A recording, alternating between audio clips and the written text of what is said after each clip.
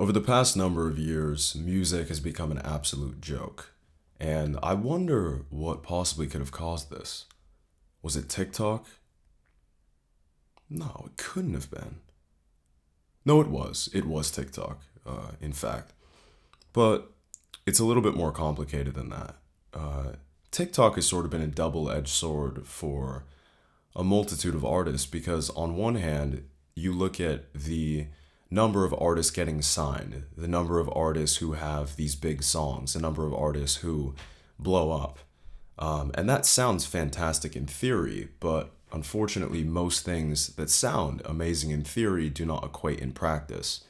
And yes, there are a myriad of artists who are successful nowadays due to the advent of TikTok. But at the same time, because there are so many artists who are successful, there's a total oversaturation of these artists. When there's so many artists for these record companies to pick and choose from, if you blow up and you get signed to a major label, let's say, the companies really have no incentive to truly invest in you and to truly put any stock in you as a creative.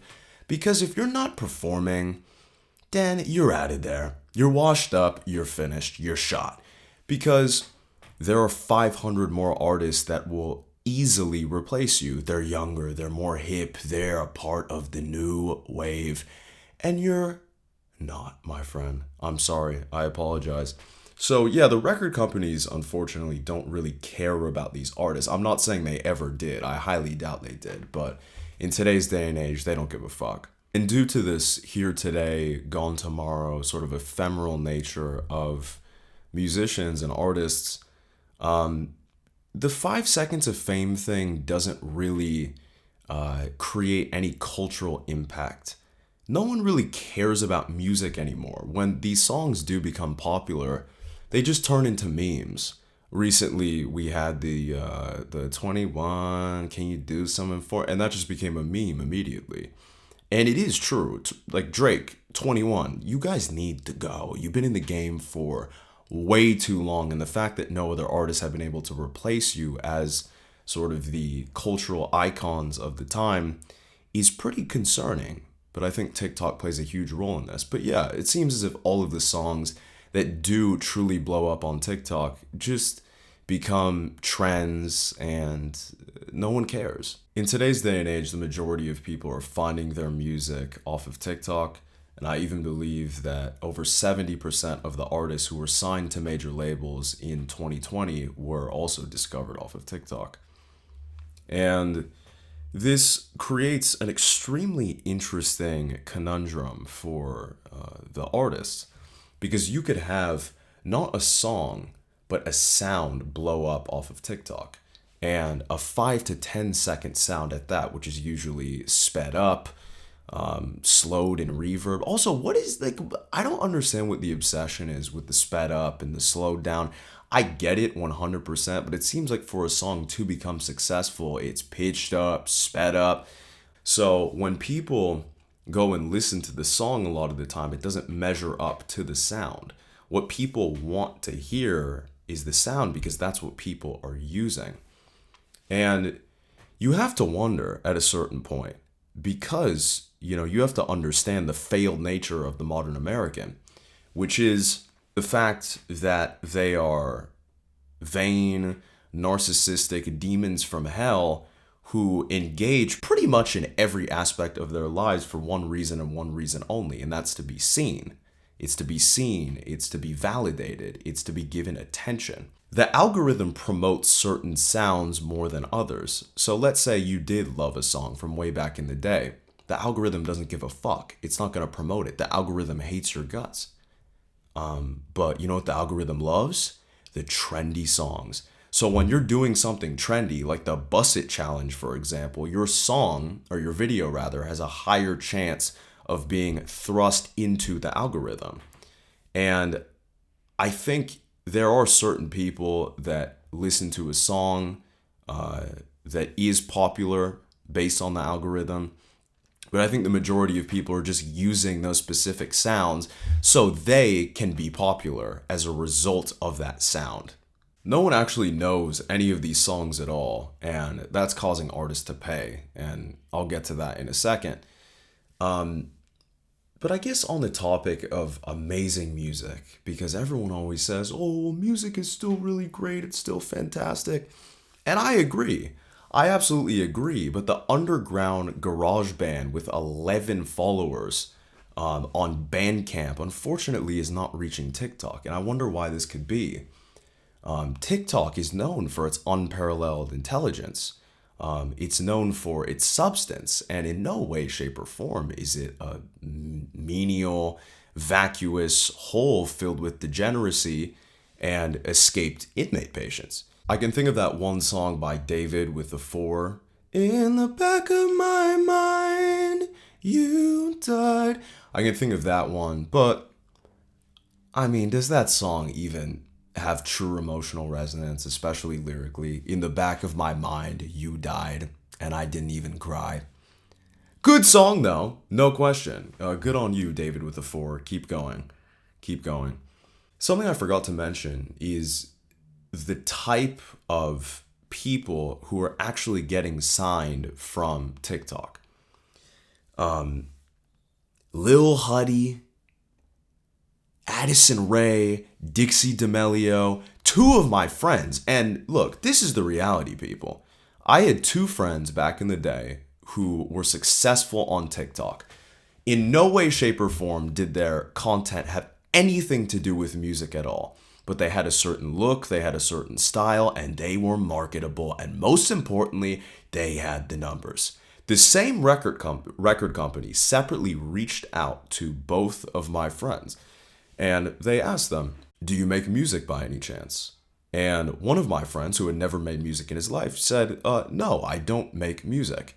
And the record company was like, that's the least of our worries. You're going to be big if you sign with us, kid. They don't even care if you make music or not. My other friend was fortunate enough that he actually had been making music and now he does have a music career. But the reason why he was successful was not because he was this amazing virtuoso of a musician. He was popular on TikTok. The average Joe is not blowing up on TikTok. And then you have people like Lil Huddy, who thinks he's a vampire. I'm a 21st century vampire. He thinks he's a vampire. No, you're not, Lil Huddy. Let me tell you what you are. You are a 21-year-old driving a Ferrari, living in a mansion that resembles the Cheesecake Factory. And you want to talk about and sing about how you're so sad? Shut up.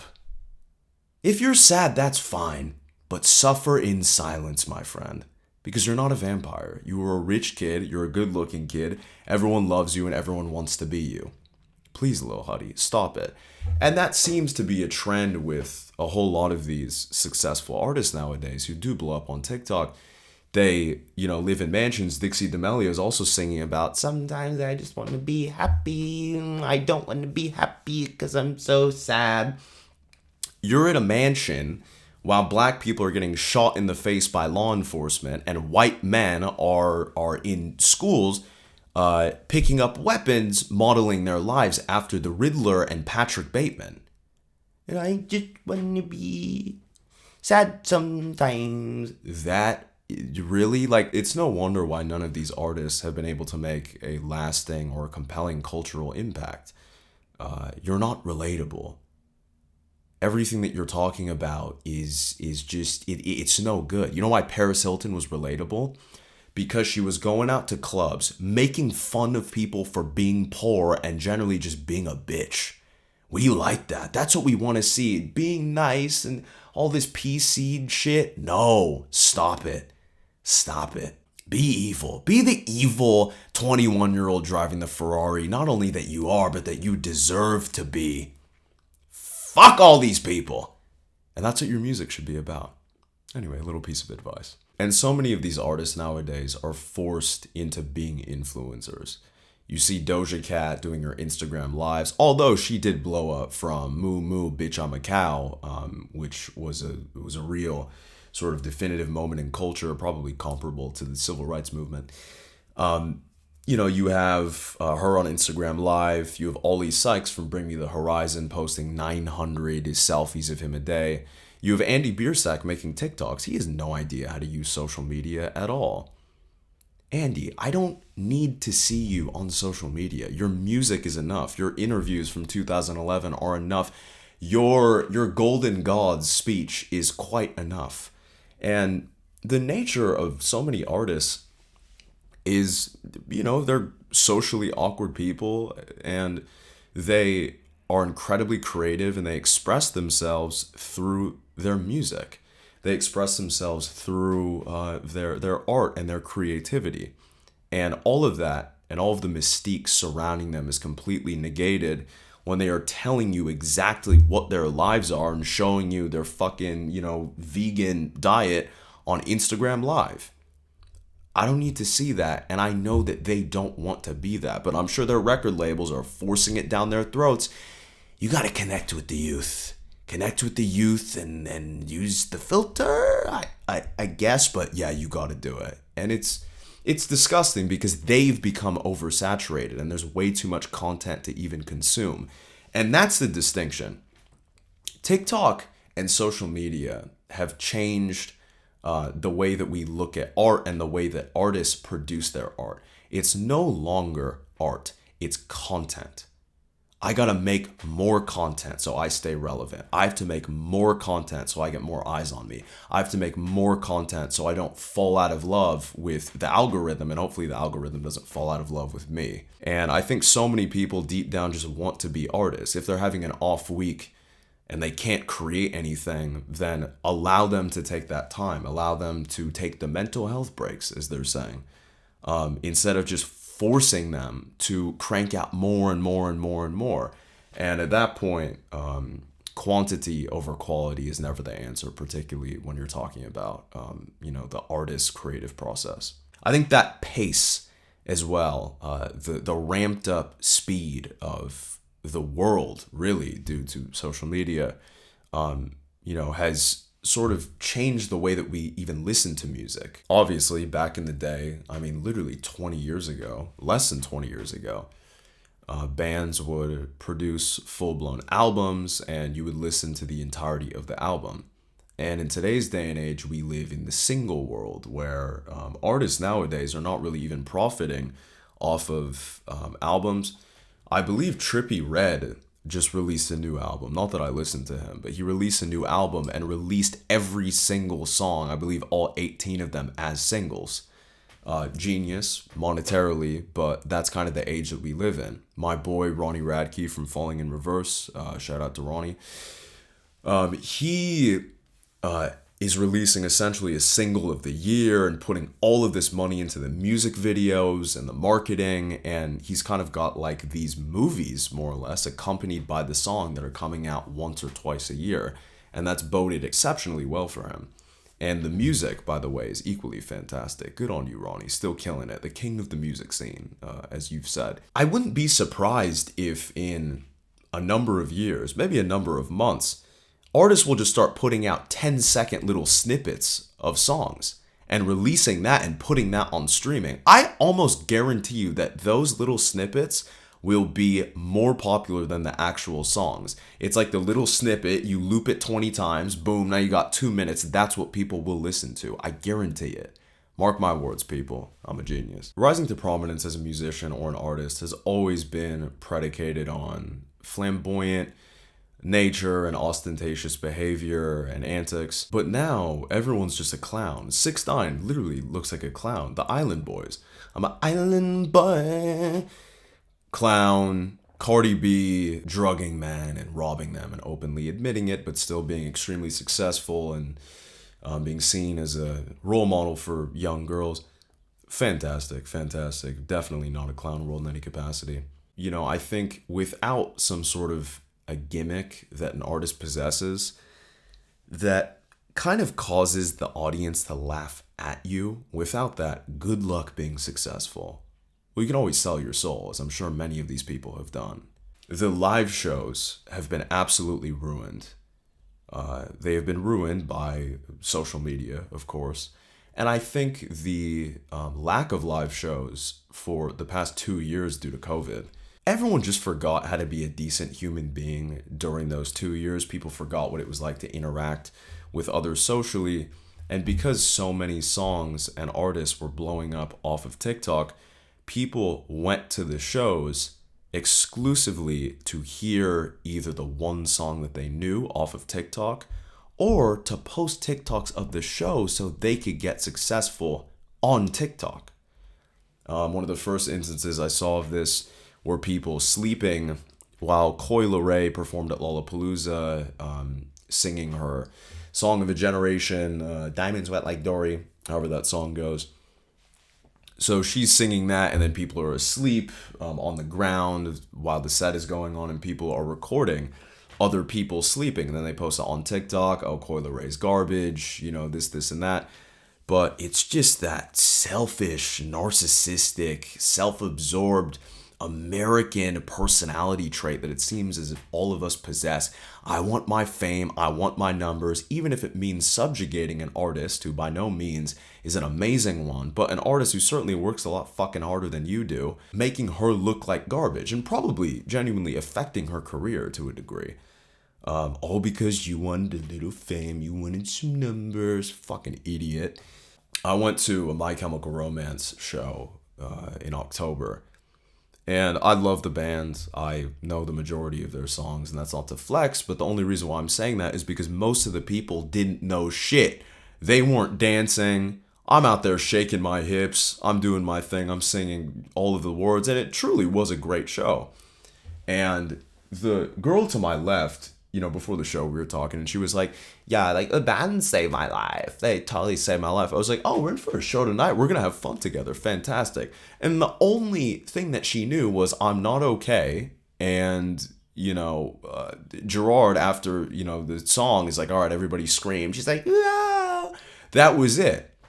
That was all that she knew. It's like, you paid $120 to do that? Really? And it seems as if there's no real communities within these live shows and no real scenes. Outside of communities of idiocy, that seems to be it. I long for the days where maybe you could go to a show and connect with someone and genuinely have an intelligent conversation and connect over this amazing band that you're seeing. But those days are long gone. We've seen Steve Lacy play his shows, and he's got that one song pretty good, Bad Habit. I wish I knew you wanted me, however that goes. That's a good song. But then, there's that video where he's performing the song, and then that chorus ends, or the little sound that was on TikTok ends, and no one in the entire show knows the words. And then, at his following concerts, he's throwing disposable cameras on the ground. He's playing the whole show in 5 seconds and going off stage. I'm sure this motherfucker hates his fans. I guarantee it. Mitski is another example of this. She's got that amazing song, Nobody, which is probably her worst song in her entire catalog, but people know her because of that song, because that sound blew up on TikTok. And I'm sure she hates her fans too. That's a fucking performance artist right there. She doesn't want a bunch of, white girls who think they're edgy because they listen to Billie Eilish 3 times at her shows fucking filming TikToks of her. I guarantee you. So yeah, ultimately people are just going to these shows to engage in deplorable behavior so they can get a few quick views on TikTok. These are deranged people who need serious psychiatric assistance and care. Genuinely. Hello everyone, Editing John here. I just wanted to inject some much needed positivity into this video. The world is burning. The systems in place are fucking us up beyond imaginable belief. We were not even able to see live bands perform for over 2 years, but now we can. Now we finally can see the bands. We can escape for a brief moment within the beautiful, sweet sounds and songs of the artists that we love. And we're taking it for granted. We're acting like deplorable individuals. So, in the future, when we do go and see these live shows, let's conduct ourselves with some fucking decorum, with some class, with some sophistication and some dignity. And we can enjoy the moment. The bands respect us enough to play for us. They don't have to fucking do that, but they do. So if they can respect us, we can respect them. Have a good night, everybody. And Cheers, as always.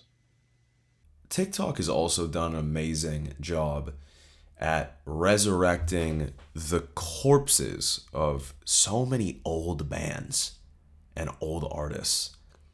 Leave them be. Leave them in the ground. They had their time. They were once young and youthful, spry, running in the field with glee.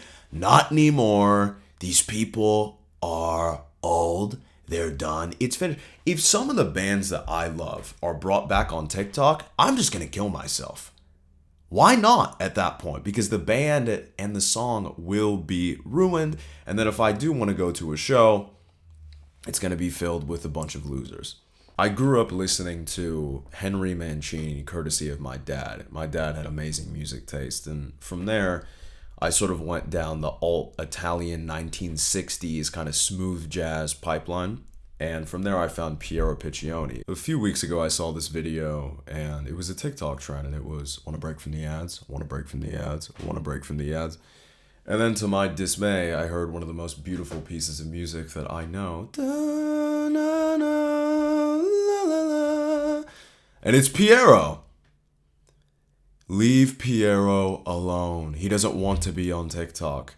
What have you people done? You are proliferating your fucking vanity and using this amazing artist that needs to be left away. You don't deserve him. You don't deserve Piero, unfortunately. And you see things like this happen all the time where it's like, no, not that artist. No, why? How could it be? And then it always is, unfortunately. And once again, I guarantee you, none of these people have an affinity for Piero Piccioni. It's just a fucking popularity contest. There was once a time when I genuinely wanted to be an artist.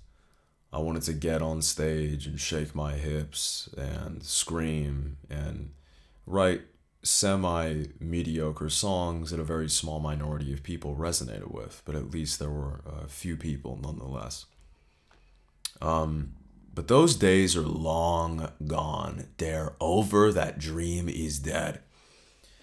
And when I was making music, I had this one song that was on SoundCloud. I put it on SoundCloud. It maybe had 45 plays, I would assume.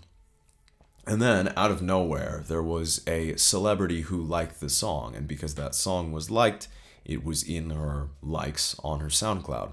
Then people started to listen to that song because, oh, the successful person liked this song. It must be amazing.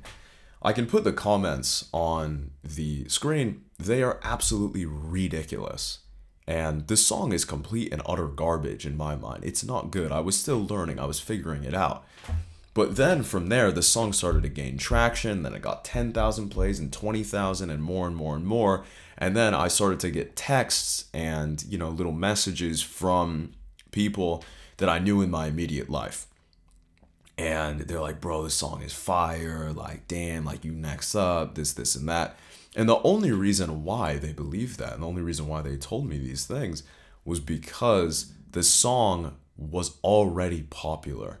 It's like you heard the song when it had 40 plays and you thought it was mid, as they say. And the reality is, it was mid. There's a peculiar thing that exists in today's day and age, I think, largely due to the internet. If you hear an amazing song that is objectively amazing, that only has 1,000 plays, you probably won't think it's that amazing. If you hear the exact same song with 1,000,000 plays, you're probably going to think, yeah, like that is amazing, and I knew it was amazing, and so did 1,000,000 other people, therefore making it even more amazing.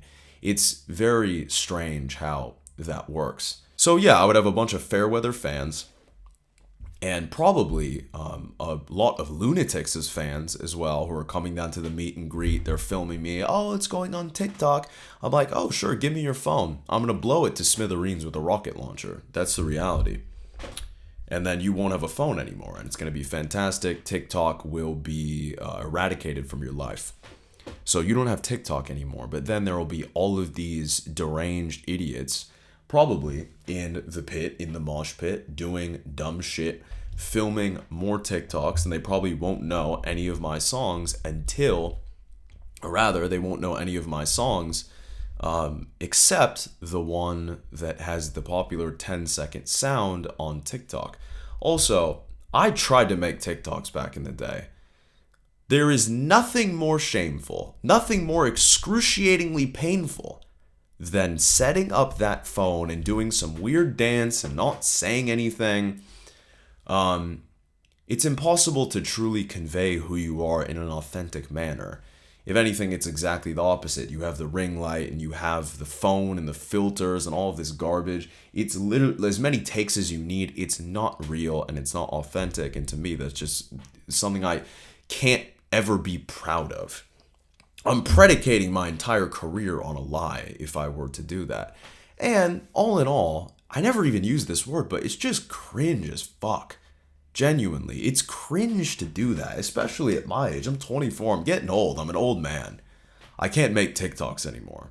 I can still say shit into the camera, but I cannot fucking make TikToks. Good luck.